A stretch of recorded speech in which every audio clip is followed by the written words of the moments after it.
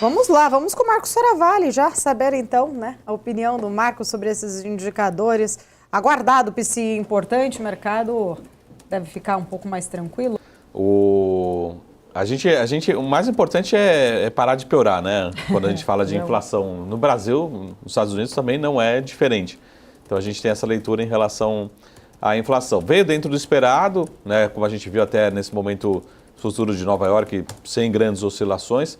Mas eu acredito que até seja uma leitura positiva. Então, já não vir pior do que o esperado é uma boa notícia, primeiro ponto. E lembrando também que a gente fazia tempo, né, desde ali do terceiro, quarto trimestre do ano passado, que a gente não tinha uma leitura mostrando que pode ter alguma desinflação, um processo, ou seja, um crescimento menor da inflação nos Estados Unidos. Então, volta talvez aquele cenário, pelo menos deixa em aberto a possibilidade de termos um corte ou mais cortes de juros nos Estados Unidos. Então, para você que é investidor de bolsa, principalmente americana, né, lógico que a nossa gostaria que acompanhasse mais perto, mas tende a ser uma notícia positiva. Então, não veio pior do que as projeções, veio super dentro do esperado e tem como uma sinalização desde setembro de 2024 que a gente não tinha esse movimento aí de desaceleração. Então, para mim é uma notícia boa, né? Então, a inflação para de piorar, é uma notícia boa e pode deixar em aberto pelo menos, né? Ou seja, a gente chegou a precificar, ou alguns bancos chegaram a precificar a possibilidade de descartar algum corte de juros nos Estados Unidos esse ano. Eu acho que com esse PCI de hoje, a gente volta a pelo menos deixar a porta em aberta, a possibilidade de termos algum corte, voltarmos a ter algum corte nos Estados Unidos. Lógico que depende de guerra comercial, depende de dólar, depende de diversos fatores, mas olhando para esse PCI, acho que é super dentro do esperado e uma notícia não ruim é uma notícia boa também quando a gente fala de inflação, né? Ou seja, dentro do esperado também é uma notícia boa para o comportamento da inflação e, consequentemente, da Bolsa agora nesse momento. Marco, vindo para o Brasil, né?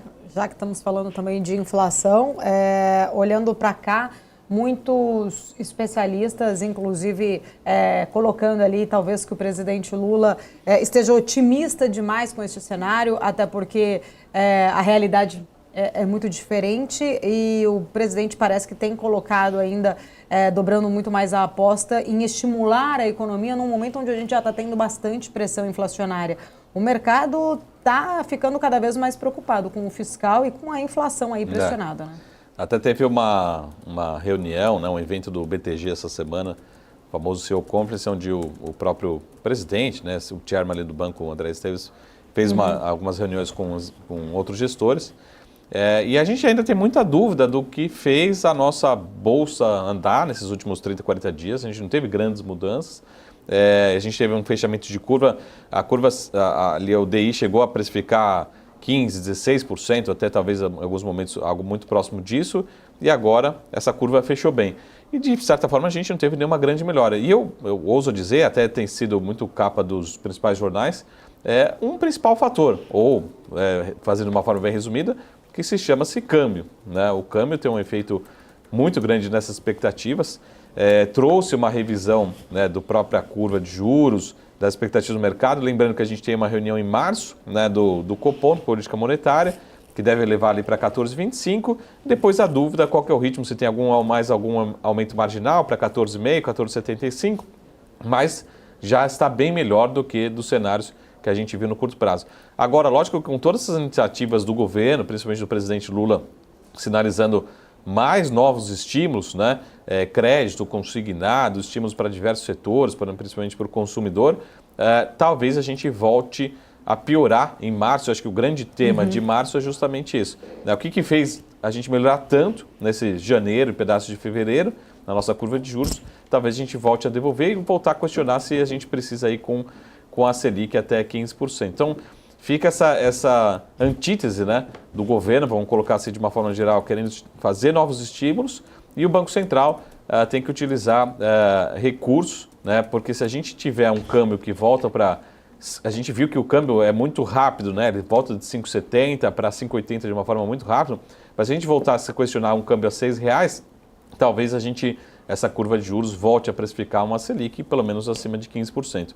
Então, acho que esse é o assunto para março, né? A gente está já terminando fevereiro aqui, foi um mês bastante volátil, né? Diferente mês de janeiro. E o grande questionamento é assim, o que fez a gente melhorar tanto? E a gente não teve grandes mudanças, pelo menos do lado positivo aqui no Brasil, em relação à inflação. Então veio aquela notícia do IPCA 15, boa, né? Veio abaixo do esperado, mas pessoal, vamos sem fazer conta aqui, tá? Entre nós.